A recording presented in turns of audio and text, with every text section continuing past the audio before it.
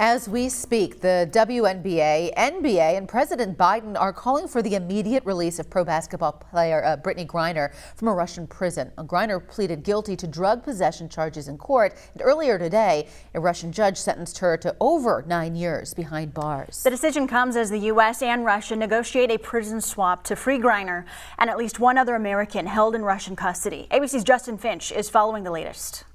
A painful day in Russian court for WNBA star Brittney Griner, her hands locked in cuffs as she began a 9-year prison sentence. I love my family. The 31-year-old now unaware of just when she'll see her family again.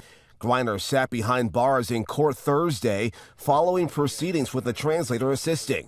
At one point, the judge asking Griner if she understood. Yes, I understand, Your Honor. The judge going on to find Griner guilty of drug possession and smuggling and sentencing her to 9 years in prison, just under the maximum, plus a fine of more than $16,000. Griner's lawyers saying the verdict left her overwhelmed. She's very upset, very stressed, and she is, well, she can hardly talk.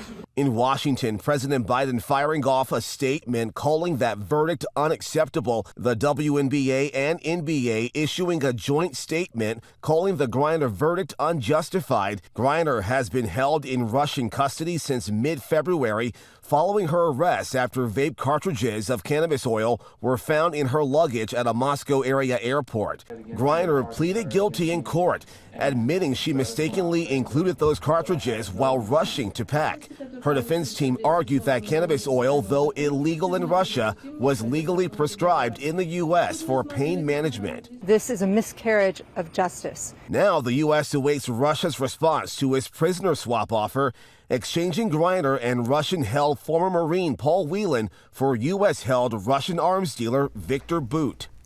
Griner's attorneys say she has been treated well in prison so far and hope to set up a call between Griner and her family sometime soon. They're also planning to file an appeal.